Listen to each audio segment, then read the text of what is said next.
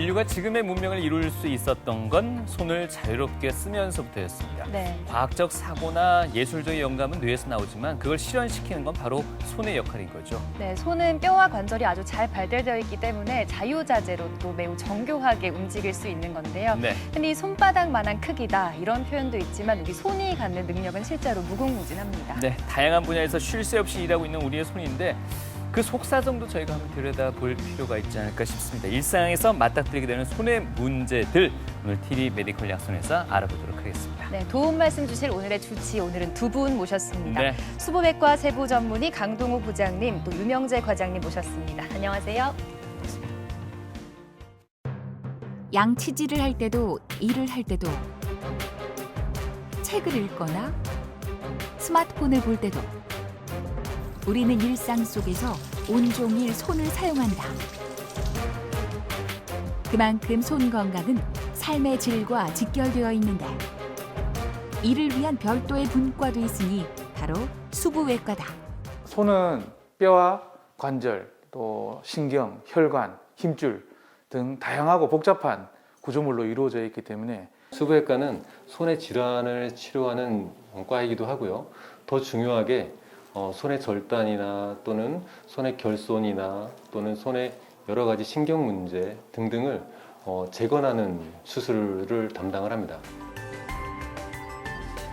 손 안에 담겨있는 정교하고 복잡한 세계. 그 안에서 해답을 찾는 오늘의 주치. 수부외과 세부 전문의 강동호 부장 그리고 유명재 과장과 함께한다. 손은 상당히 섬세하고도 또 정교한 기관이지 않습니까? 네. 이 이름만 들어도 수부외과 세부 전문이 아주 섬세한 의술이 필요하겠다라는 생각이 드는데요. 먼저 우리 강동우 부장님, 수부외과 세부 전문의 과연 어디서부터 어디까지를 관할하고 또 어떤 질환을 담당하는지 설명 좀 부탁드릴게요. 네, 수부외과란 손과 팔에 발생하는 모든 문제를 전문적으로 진단하고 치료하는 특화된 진료 과목입니다. 네. 담당 영역은 주로 손가락 끝에서부터 팔꿈치까지를 진료하고 있고 네. 선천성 기형에서부터 시작해서 골절과 절단 등의 외상, 그리고 손가락 관절염, 또 방아쇠 수지증, 손저림 등에 대한 질환, 그리고 여러 가지 혹, 손목 통증과 팔꿈치 통증의 진단과 치료를 시행하고 있습니다. 네. 네. 손끝에서부터 팔꿈치까지 나타나는 그 질환들 오늘 자세히 다뤄보도록 하겠습니다. 네. 마침 또 지난주가 추석이었잖아요. 명절에는 또 손을 많이 쓰기 때문에 더 이런 증상들이 많이 나타나기 마련인데 자, 유명재 과장님께 여쭙겠습니다. 이런 명절 때 빈번하게 발생하거나 더 악화되는 손상이나 질환들 어떤 것들이 더 있을까요? 실제로 음식을 장만하면서 가장 많이 손상되는 게 칼에 의한 손상입니다. 그리고 벌초 시에 예초기 손상이나 낫에 의한 절단 손상부터 시작해서 일반적인 열상이나 힘줄의 손상까지 아주 다양하게 나타납니다. 네. 또한 그 장시간 운전을 하거나 또는 음식을 많이 장만하면서 나오는 과사형 증후군으로 손저림 증상이나 또는 손 아픔 증상이 생기게 됩니다. 이런 걸 방치하게 되면 증상이 지속되거나 또는 증상이 심화되는 양상으로 변할 수 있기 때문에 발견이 되면 바로 수부외과 세부 전문의를 찾아가시고 진단과 치료를 같이 병행하시면 됩니다. 예.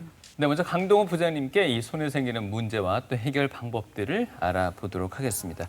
부장님, 이 손을 일컬어서 뇌의 축소판이라고까지 표현을 하는데 맞습니까? 네, 맞습니다. 설명 좀 부탁드리죠. 네, 손은 제2의 뇌라고 불릴 만큼 예. 아주 다양하고 복잡한 일을 하는 신체 기관입니다. 네.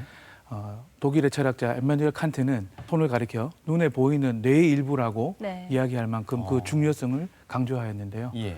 우리가 뇌의 명령으로 행하는 일 중에 손이 가장 많은 일을 처리하고 있고 어두운 곳에서는 손끝으로 물건을 더듬어 찾는 눈의 역할을 대신하고 또 손짓으로 말하는 입의 역할을 대신하기도 합니다. 예. 손이 제2의 뇌의 역할을 할 수 있었던 것은 우리 신체 기관 중에 가장 많은 뼈와 관절로 이루어져 있기 때문입니다. 각각의 관절과 뼈에 힘줄과 작은 근육이 붙어서 자유자재로 손동작을 할 수 있고 특히 수많은 신경과 혈관이 거미줄처럼 연결되어 있어 손끝은 가장 발달된 감각기관입니다. 예. 이 때문에 우리는 미세한 차이를 손끝으로 느낄 수 있고 정교하고 세심한 동작을 할 수 있는 것입니다. 네. 이런 소중한 손을 과도하게 사용했을 때 각각의 구성 요소에 질병이 생길 수 있는데 뼈와 관절을 무리하게 사용했을 때는 관절염과 결절종, 힘줄을 무리하게 쓰면 힘줄이 부어서 생기는 방아쇠 수직증과 뒷게르뱅병, 신경을 무리하게 사용했을 때는 신경이 눌리는 손목 터널 증후군과 팔꿈치 터널 증후군 등이 흔히 발생하는 질병이 되겠습니다. 네. 방금 말씀해주신 질병들 하나씩 파헤쳐 볼 텐데요. 일단 네. 관절염 먼저 알아보겠습니다. 보통 관절염 하면 무릎 관절염을 그렇죠. 많이 떠올리게 되는데 손가락 관절염은 어떤 건지 자세히 설명 부탁드릴게요. 예, 앞서 말씀드린 것과 같이 손에는 우리 신체 기관 중 가장 많은 뼈와 관절이 있습니다. 작지만 하루 종일 움직이는 손 관절염일 텐데요. 네. 손 관절염의 종류로는 일시적으로 아픈 일괄성 관절염, 그리고 연골의 퇴행성 변화로 생기는 골 관절염, 또 면역에 일부 이상이 생겨서 생기는 류마티스 관절염 등이 흔히 발생하는 관절염이 되겠습니다. 먼저 관절 통증으로 내원을 하시게 되면 엑스레이 검사로 관절염의 진행 여부를 진단해야 되겠고, 류마티스 관절염을 감별하기 위해서 관절염 피검사를 시행하게 되겠습니다. 또 폐경기 여성이나 노령의 환자에게 대해서는 골다공증 검사를 시행하는 것 또한 중요한 검사가 되겠습니다. 네. 이 그림은 정상 관절과 골 관절염에 의해 병든 관절을 간단하게 비교해서 나타낸 그림인데요.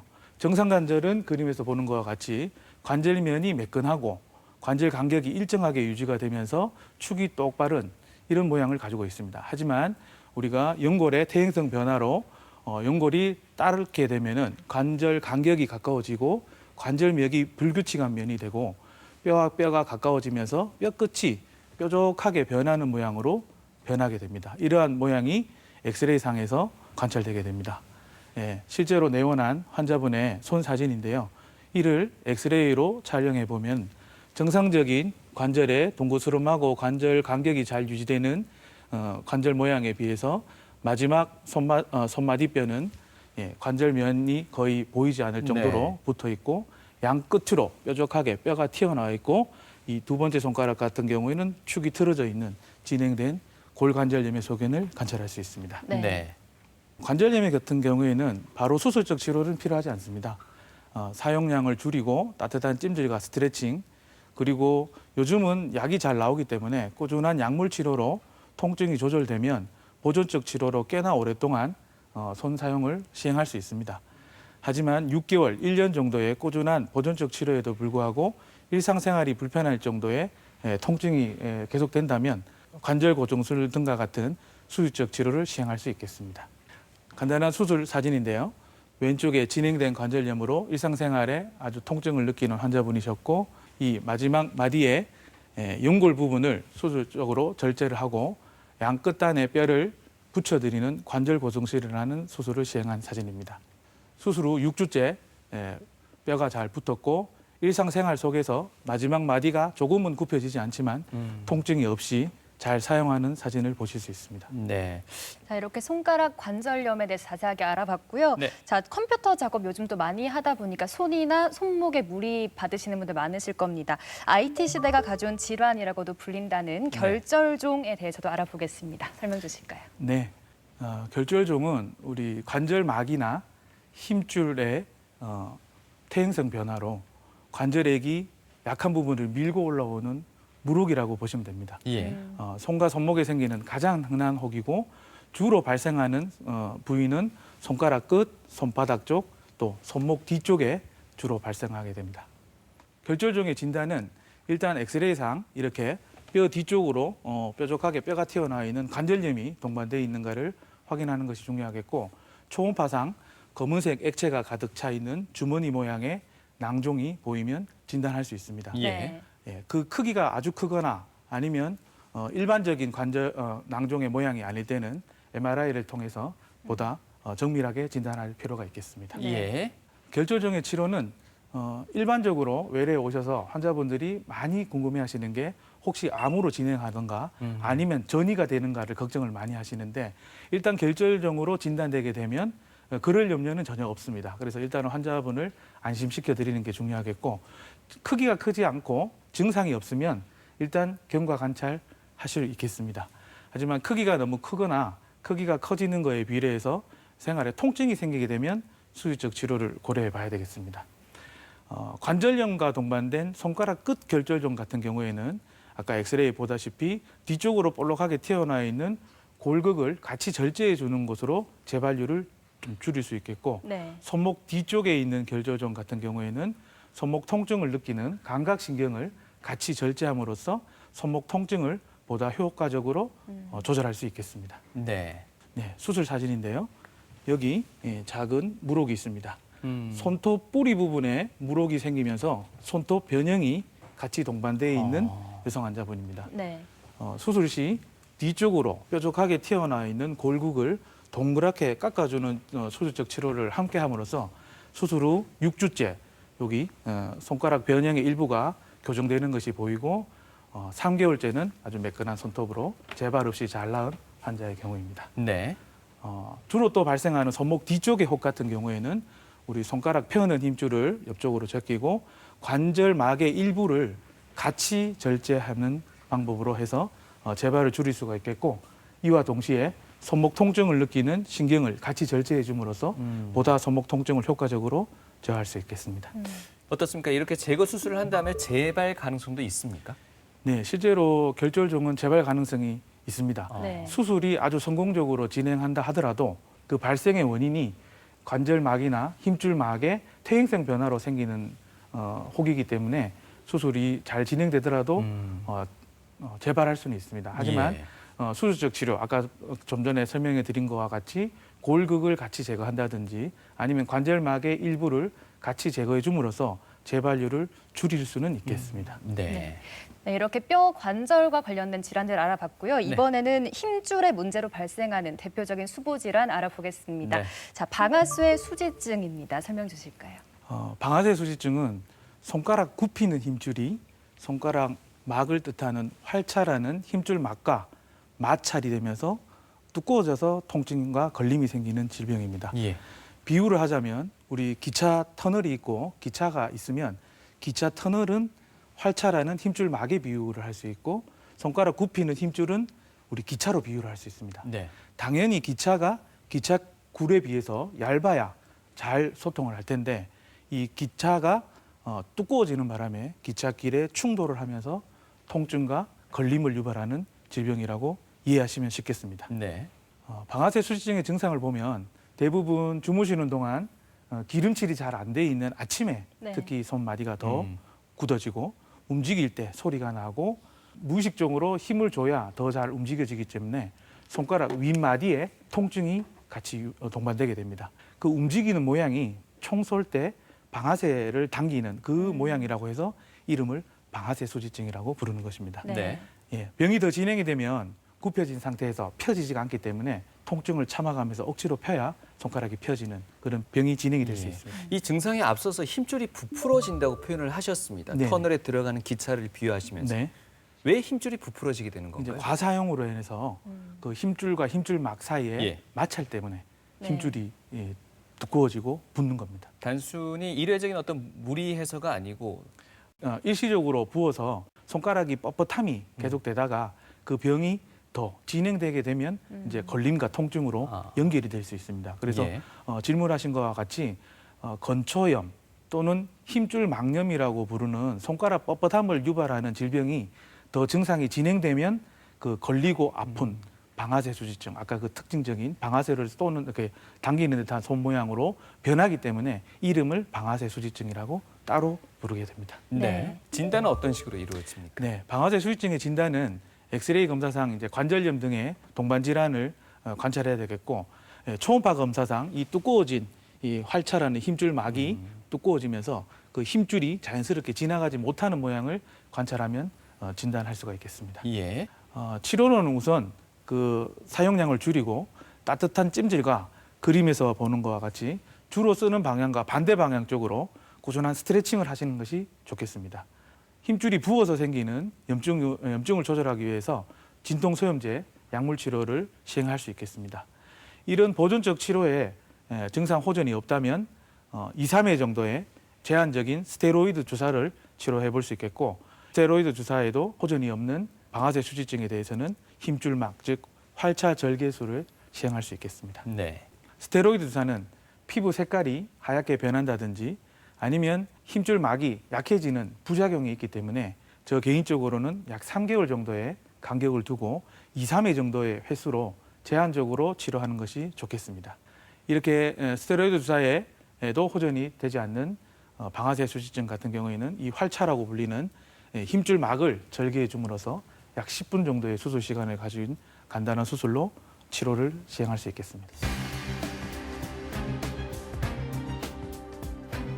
최근 들어 방아쇠 수지증이 심해진 서은수 씨. 지금은 엄지가 아파서 손을 움직이기 무서울 정도라는데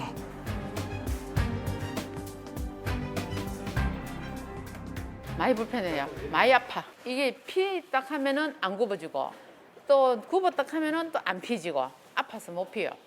또 그게 이제 주사를 한 번 맞고 많이 좋아졌다가 또 한 번 더 또 기간이 많이 쓰니까 또 아파. 또 맞고 이제 선생님이 2번 맞고 나니까 다음에는 수술을 해야 좋다 하는데 말 안 들었어요. 안 듣고 있다가 이제는 막 누웠다 자다가 일하면은 너무 아파가지고 이게요. 아파도 소리 막 지대로 나와. 수술을 앞두고 하는 마지막 점검. 강동호 부장은 꼼꼼하게 엄지의 상태를 확인한다.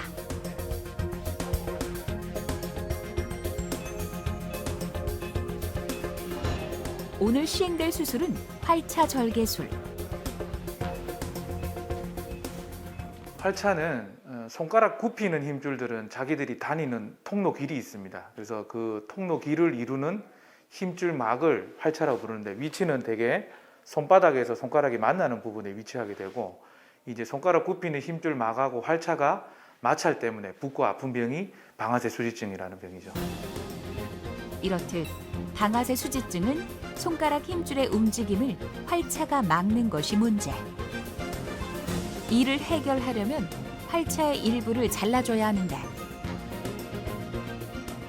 그 활차 절제술이란 이제 마찰이 되는 활차를 말 그대로 절제하는 수술인데 그 위에 작은 2cm 정도의 피부 절개선을 통해서 그 활차 막을 절제하는 수술로 비교적 10분 내에 할 수 있는 간단한 수술이 되겠습니다.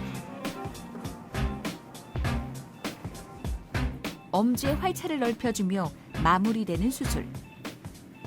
손가락 굽혔다 폈다 운동을 내일부터 잘 하시는 이렇게 간단하게 잘 끝났습니다. 당분간 경과를 지켜보며 은수 씨는 회복에 임할 예정이다. 수부에 발생하는 힘줄과 관련된 어떤 문제점들 중에 하나로 방아쇠 수지증 얘기해 주셨는데요. 네. 다음 이름도 조금은 생소합니다.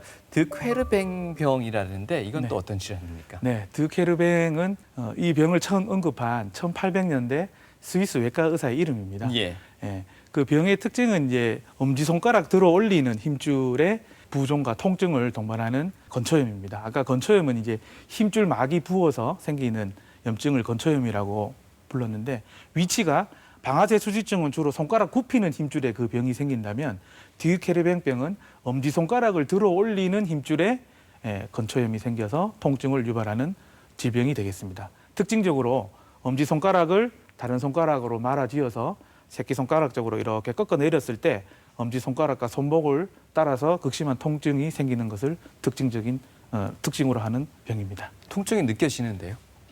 아주 극심한 통증이 있습니다. 아, 이게 이제 질병이 있으신 분들은 예. 의자에서 벌쩍 뛸 정도의 아주 극심한 통증이 있습니다. 예. 네. 그래서 손목을 뒤로 많이 젖히거나 많이 굽힌 상태에서 엄지손가락 쪽을 쓸 때 통증이 유발되고 두꺼워진 힘줄막이 볼록한 혹처럼 보이기도 합니다. 특히나 이 병은 산모나 아니면 이제 손주를 보시는 할머니들에게 많이 발생하는 특징을 가지고 있습니다. 네. 아무래도 이제 아기를 안는 손 모양 자체가 손목을 뒤로 꺾거나 굽힌 상태에서 엄지손가락에 힘을 많이 주는 동작을 취하시다 보니까 수유모나 할머니들에게 많이 생기는 병으로 예. 병입니다. 드케르뱅병의 치료는 방아쇠 수지증과 비슷하게 사용량을 줄이고 온찜질과 스트레칭, 소염 진동제가 효과적입니다. 또 하나는 이제 보조기 착용이 도움이 되겠고 이런 보존적인 치료로 증상 호전이 없을 때는 제한적인 스테로이드 주사나 힘줄막 제거술을 시행할 수 있겠습니다. 보조기는 손목만 고정하는 아대 모양의 보조기보다는 엄지손가락과 손목을 동시에 고정할 수 있는 보조기를 착용하는 것이 엄지손가락의 움직임을 줄여줄 수 있으니까 보다 효과적인 보조기가 되겠습니다. 스테로이드 주사는 방아쇠 수지증에 치료할 때보다는 좀 더 제한점을 둬야 되는데 주로 손바닥의 피부는 두께가 있고 색깔 변화에 별로 민감하지 않지만 손목의 피부는 보다 얇고 스테로이드 주사를 치료했을 때 색깔의 변화가 보다 좀 잘 나타나기 때문에 젊은 여성분이나 색깔에 예민하신 분들은 좀 더 제한적으로 치료를 하는 것이 좋겠습니다. 네. 2, 3회에 스테로이드 주사에 치료가 되지 않는 디게르뱅병에 대해서는 앞서 건지대라는 힘줄막을 절개하는 15분 정도의 수술로 치료할 수 있겠습니다. 앞서 방아쇠 수지증도 그렇고 드케르뱅병도 힘줄 막을 마지막엔 절개하게 된다고 말씀하셨습니다. 맞습니다. 이걸 절개해도 일상생활에 불편함은 없을까요? 남아있는 힘줄막이 또 어느 정도 상처로 나와주면서 약간 늘어난 상태로 나와주면서 기능을 다 하기 때문에 특별한 이상은 없습니다. 네. 자, 드케르뱅병을 비롯해서 손에 흔히 발생하는 질환 또 증상들 알아보고 있는데요. 네. 가사일 많이 하시는 어머님들 비롯해서 또 손 많이 사용하시는 분들은 손이 좀 시리고 저리다 이런 표현도 많이 쓰십니다. 보통 시리고 저리다 그러면은 뭐 혈액순환이 잘 안 돼서 그렇지라고들 이해하신다는데 네. 문제는 시리고 또 저린 이 두 가지 증상이 전혀 다른 질환을 얘기하는 거라고 합니다. 맞습니까? 네, 맞습니다. 실제로 외래에 오셔서 손저림 증상으로 혈액순환제를 굉장히 장기간 복용하고 오시는 분이 생각보다 많습니다. 예. 그래서 제가 표를 좀 만들었는데요. 이 손저림은 주로 신경이 압박되면서 근육의 위축이 오는 아주 천천히 진행하는 신경이 문제가 돼서 생기는 병입니다. 손저림. 예, 그래서 손저림의 치료는 신경을 치료를 해야 되고 손시름은 혈관이 추위에 강하게 수축하거나 아니면 막힘으로써 비교적 급성으로 생기는 통증과 결과적으로 조직 괴사를 유발할 수 있는 병이므로 혈액순환 개선을 치료로 해야 되겠습니다. 저림과 시림이라는 단어는 증상에 있어서 확연한 차이가 느껴지는 건가요? 주로 저희가 이제 여쭤볼 때 예. 손저림은 예. 무릎을 꿇고 있을 때 다리가 저리듯이 그렇게 저림을 얘기하는 거고 예. 네. 손시림은 우리가 추위에 노출됐을 때 손끝이 이렇게 꽁꽁 어는 듯이 손시림. 그렇게 사실 환자분들한테 되물어 볼 때는 그렇게 네. 구체적인 예를 들어서 되물어 보면 두 증상을 구분할 수 있습니다. 예. 손저림 병으로 가장 흔한 손목 터널 증후군입니다. 손목 터널 증후군은 손목 정중앙으로 지나간다고 해서 정중신경이라고 불리는 신경이 수평 손목 인대에 눌리면서 손저림이 발생하는 병입니다.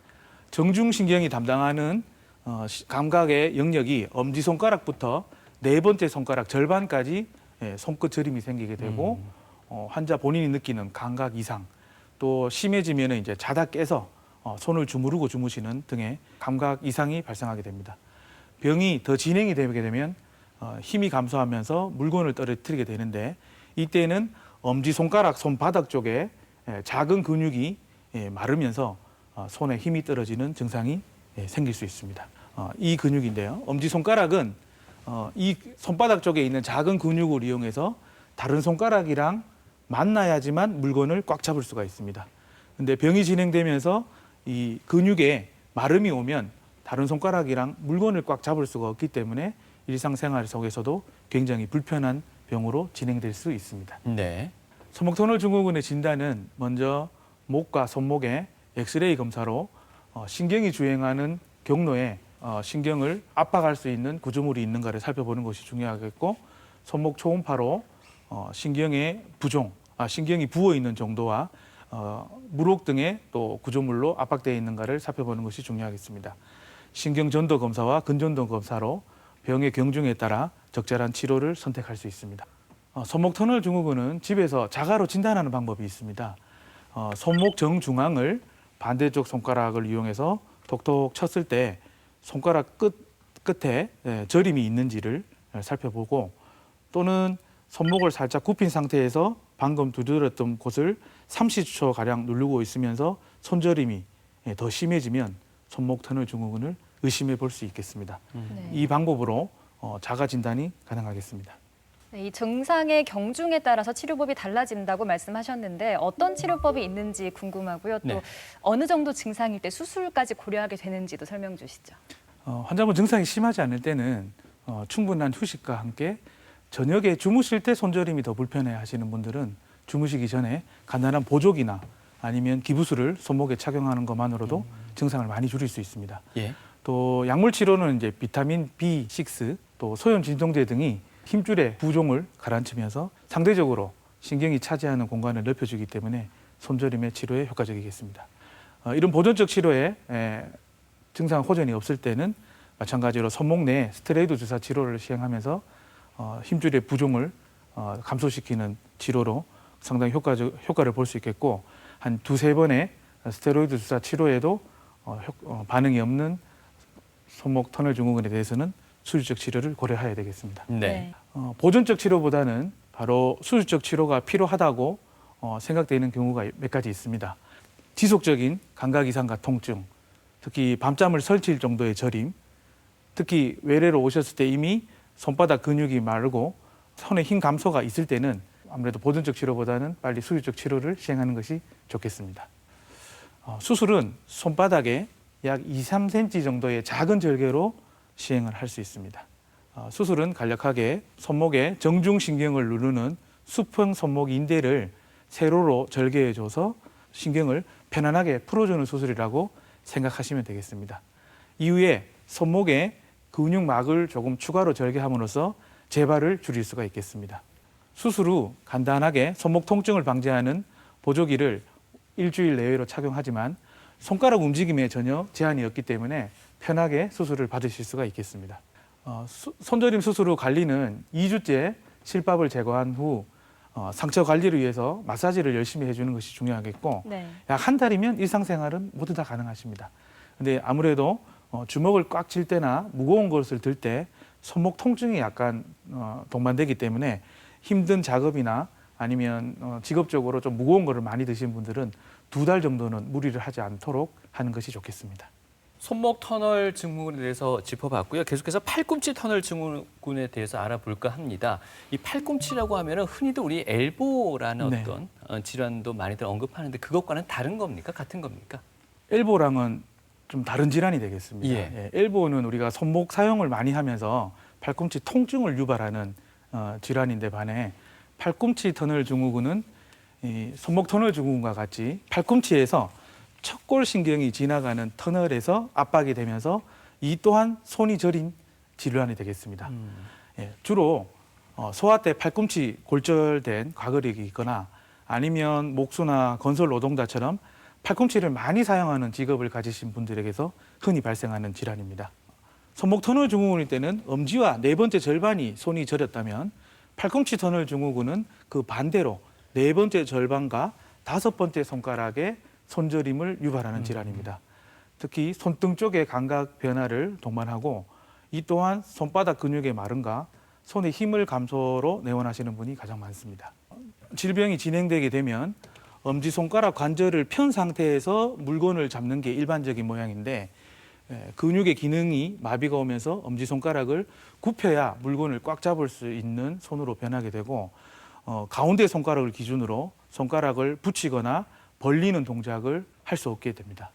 벽이 더 진행이 되면은 손바닥뼈 사이사이에 근육 마름을 육안으로도 확인할 수 있고 네 번째, 다섯 번째 손가락이 굳어져서 물건을 잡을 수 없는 손으로 진행하게 됩니다. 사진에서 근육 마름을 저희가 확인할 수 있는 부위는 어디입니까? 예, 여기가 가장 이제 움푹 패여 있는 이 부분과 이 사이사이에 손등뼈 사이사이에 근육이 말라서 정교한 동작을 하기 힘들어지는 그런 병으로 진행합니다. 흔히 좀 연세가 많으신 분들은 저런 현상들이 표면적으로는 손등에 많이 나타나지 않나요?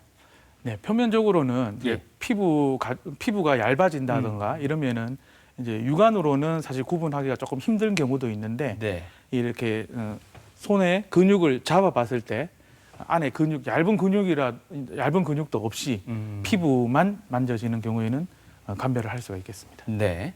이학적 검사로는 진료실에서 팔꿈치 내측을 두드려 봤을 때 손가락 끝으로 저릿저릿한 증상이 나타나고 팔꿈치를 과하게 굴곡해서 30초에서 1분 정도 있었을 때 다섯 번째 손가락으로 저림이 더 진행하게 되면 의심할 수 있겠습니다.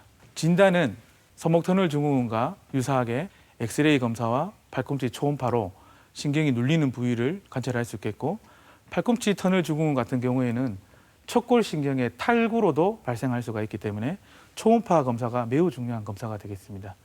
이때 결절종이라든지 탈구 아니면 퇴화되고 없어져야 될 근육이 있다면 추가적으로 MRI 등의 정밀 검사가 필요합니다. 신경전도 검사와 근전도 검사로 병의 경중을 확인할 수 있겠고, 또한 팔꿈치 터널 증후군은 목에서 생기는 디스크와 아니면 경추 협착증과 동반돼서 발생하는 경우가 굉장히 많기 때문에 의심되는 경우에는 술 전에 목 MRI를 통해서 이를 감별하는 것이 중요하겠습니다. 수술적 치료는 팔꿈치 내측의 피부 절개를 통해서 근막에 의해 압박되고 있는 척골신경을 풀어주고 다시 눌리는 것을 예방해주기 위해서 앞쪽으로 옮겨 새로운 경로를 만드는 전방 전이술이 있겠고, 또 하나는 볼록한 뼈를 편편하게 깎아주고 그 위를 푹신한 근육으로 다시 덮어줘서 신경이 움직이더라도 푹신한 베개 위를 걸어 다니는 것처럼 수술하는 내과 절골술이라는 수술이 있겠습니다. 이상으로 병에 흔히 생기는 질환에 대해서 알아봤는데, 손에 생기는 병을 예방하려면 손을 먼저 아끼는 습관, 그리고 만약에 사용을 했다면 충분한 휴식을 시행하는 것이 좋겠습니다. 네. 또 손저림, 손가락 통증 등의 사소한 증상이 을에 손을 많이 사용하면 생기는 증상이라고 간과하지 마시고 수부외과 전문의와 상담을 통해서 조기에 진단하고 치료하는 것이 건강한 손을 지키는 방법일 것 같습니다.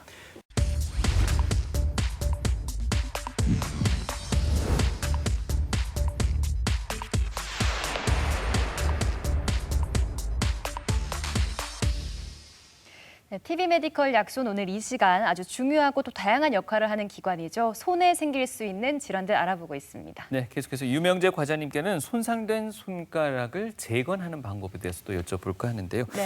네. 유명재 과장님, 앞서 저희가 예초기 사고로 인한 어떤 재건 얘기가 있었습니다. 그 외에도 재건이 필요한 사례는 어떤 것들이 있겠습니까? 예, 소아의 경우는 장롱문이나 또는 문틈에 끼이거나 예. 또는 자동차 문틈에 끼어서 손상되는 경우도 있고요. 성인의 경우에는 산업 현장에서 그렇죠. 컨베이어 벨트나 또는 절상용 기구 또는 무거운 물건에 눌림에서 손상당할 수도 있습니다. 또 일상생활에서는 가위나 칼 또는 유리에 손상되는 경우도 있고요. 또 하나는 동물이나 사람의 교상, 이빨 물림에 의해서 나타난 경우도 있습니다. 이런 그 절단 손상이 있거나 또는 결손이 있는 경우 손의 재건이 필요합니다.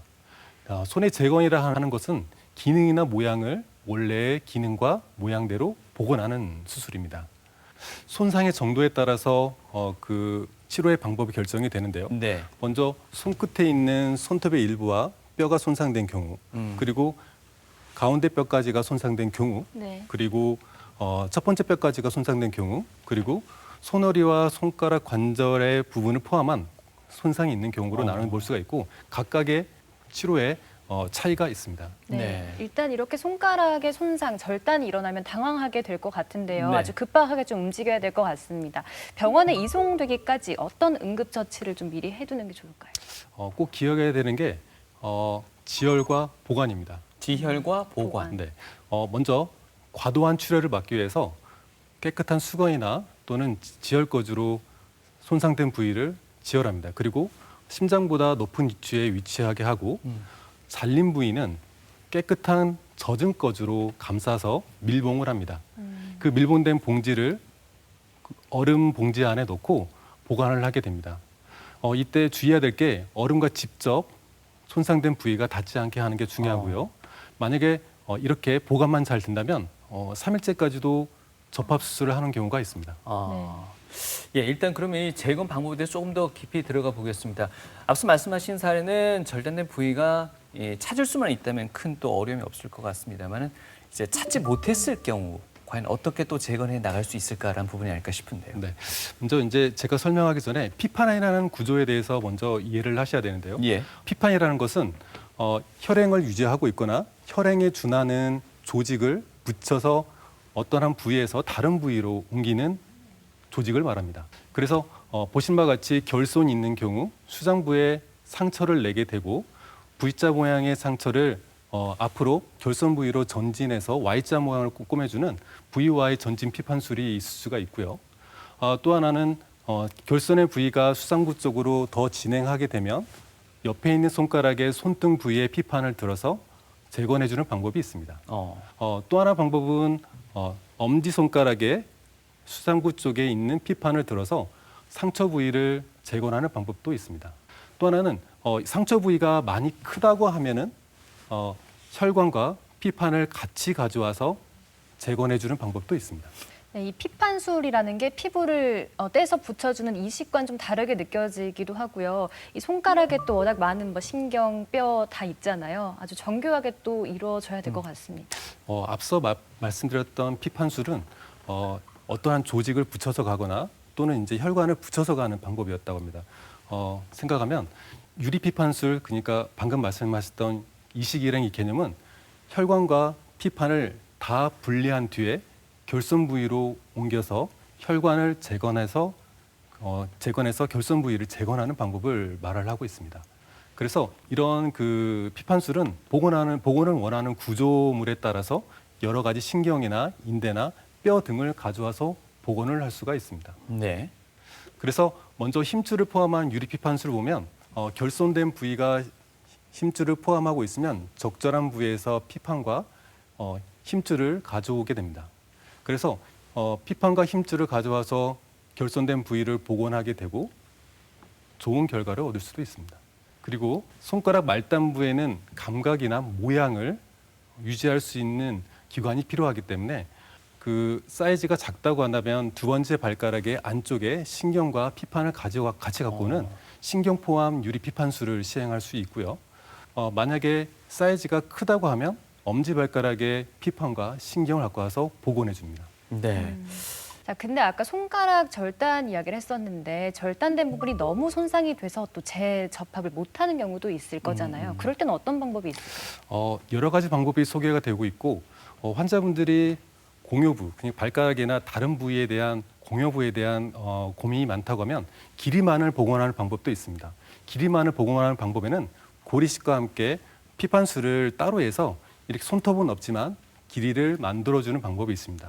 하지만 모양과 기능을 모두 다 복원하기 위해서는 족지 이전술이 필요합니다. 이러한 족지 이전술이 필요한 경우에는 외상을 당해서 접합이 불가능한 상태이거나 또는 악성 종양으로 종양 부분을 일부러 제거를 하고 재건을 하는 경우 또는 선천적인 결손이 있는 경우 재건하는 경우가 있습니다. 또는 결손된 부분이 작다 하더라도 심미적으로 보다 완전한 손가락을 원한다면 족지 이전술이 필요합니다.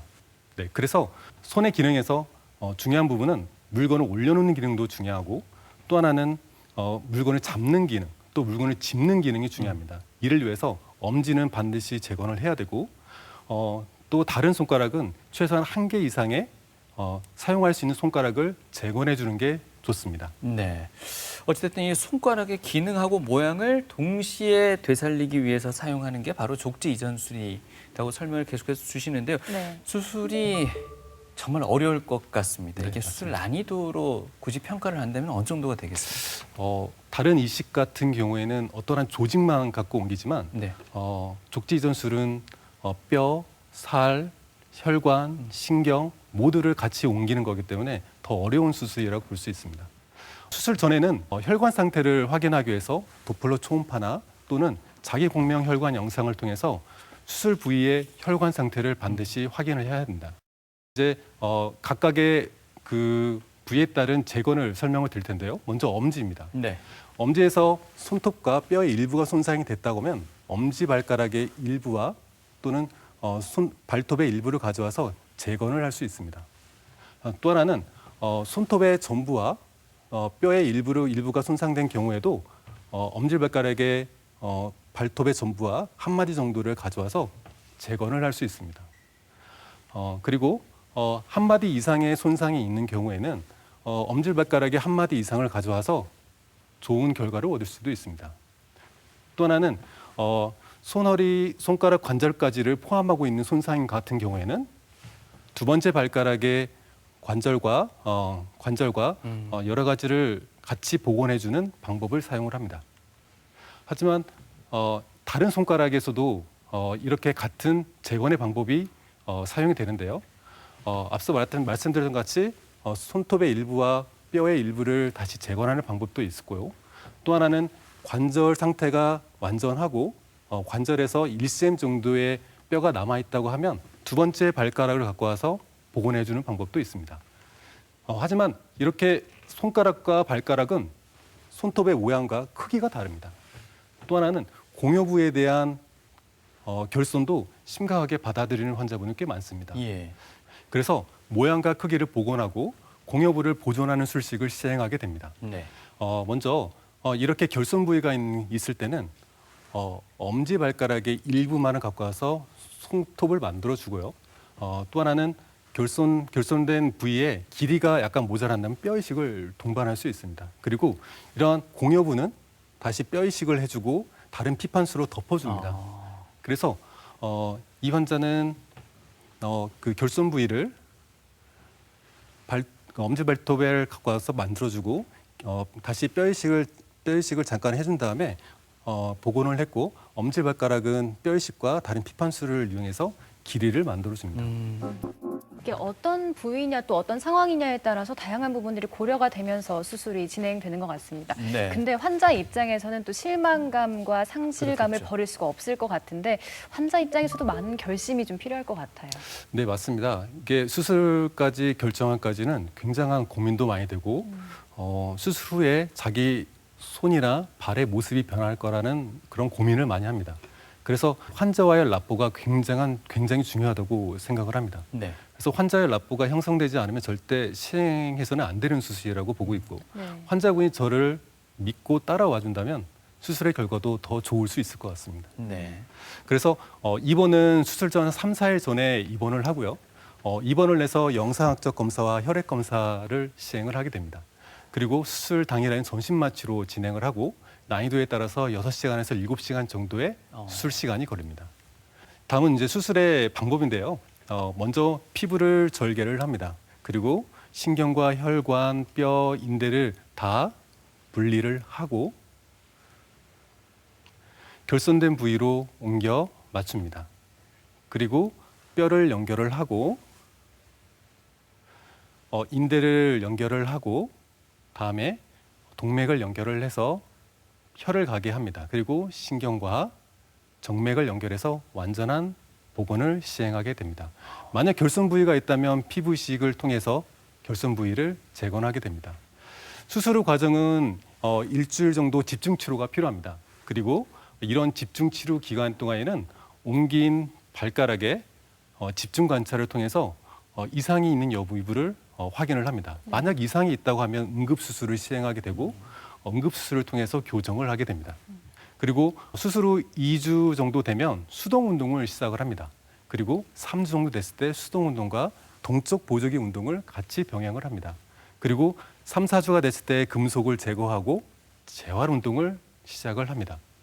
그리고 4주가 지나가면서 재활치료를 시행하게 됩니다. 이 환자는 엄지를 재건하는 환자인데요. 3, 4주가 됐을 때는 글씨를 쓰거나 또는 물건을 옮기고 또는 동전을 옮기는 재활치료를 시행하게 됩니다. 예. 입원 기간은 환자분들이 되게 궁금해하는 부분인데요. 먼저 보행이 가능한 3주 정도 되면 퇴원이 가능합니다. 하지만 피부 이식이나 추가적인 수술이 있을 경우 한 일주일 정도는 더 입원할 수 있습니다. 만약 재활치료가 더 필요하다면 한 1, 2주 정도 더 늦춰지는 경우도 있습니다. 네. 네, 보시는 바와 같이 한 4개월 정도 되면 이런 손상 있는 분들도 일상적인 생활을 영위할 수도 있고 네. 또는 취미 생활도 할 수가 있습니다. 그리고 한 6개월 정도 되게 되면 보시는 바와 같이 직업의뢰 복귀가 가능합니다. 환자분의 의지만 있다면 6개월보다 더 빨리 직업의뢰 복귀가 가능합니다. 환자분들 가장 이제 걱정하는 게 발의 보행입니다. 발의 보행은 엄지발가락이 없으면 두 번째 발가락 쪽으로 축이 옮겨오고요. 두 번째 발가락이 없으면 세 번째와 네 번째 발가락 가운데로 축이 옮겨옵니다. 그래서 보행상에 큰 문제가 없습니다. 보시는 바와 같이 엄지발가락이 없는 경우에도 또는 양쪽에 두 번째 발가락이 없는 경우에도 보행상에 이상이 없습니다. 그래서 이러한 성공적인 족지 이전술을 위해서는 수술 전 수술부에 대한 정확한 평가가 필요하고요. 또한 경험이 풍부한 수부외과 의사를 반드시 선택하는 게 중요하겠습니다. 그리고 적절한 수술 방법을 선택을 하고 수술 후에 집중 치료를 통해서 좋은 결과를 끌어내야 됩니다. 그리고 수술로부터 회복까지 환자와 집도의 간의 서로 간의 신뢰가 가장 중요한 문제이고 수술 후 환자와 적극적인 재활 치료를 같이 한다면 좋은 결과를 얻을 수가 있습니다. 자, TV 메디컬 약손 오늘 이 시간은요, 손에 흔하게 생길 수 있는 질환 알아봤고요. 또 네. 예기치 못한 사고로 손상된 손가락을 어떻게 재건하는지까지 들어봤습니다. 자, 끝으로 손, 또 수부 건강을 위해서 저희가 신경 써야 될 것들 있다면 또 당부 말씀 들어보겠습니다. 두 분께 부탁드릴까요? 네. 먼저 소중한 내 손은 내가 아껴 써야 되겠습니다. 그리고 어쩔 수 없이 사용을 많이 한 경우에는 충분한 휴식을 통해서 손을 쉬어주도록 해주는 것이 가장 중요하겠습니다. 네, 그리고 손저림이나 손 아픈 증상이 있을 때 이를 쉽게 넘기지 마시고 가까운 수부외과 전문의와 상의를 하신 뒤 적절한 진단과 치료를 이어간다면 건강한 손을 유지할 수 있을 것 같습니다. 네. 손 씻기, 손 청결이 어느 때보다 강조되는 시기인 것 같습니다. 앞서 네. 말씀드렸습니다. 이 손은 눈에 보이는 뇌의 일부라고 했습니다. 우리 손의 건강에 대해서 좀 더 주의 깊게 살펴봐야 되겠습니다. 네, 오늘 유익한 정보 전해주셨습니다. 수부외과 세부 전문의 강동우 부장님, 또 유명재 과장님과 함께했습니다. 고맙습니다.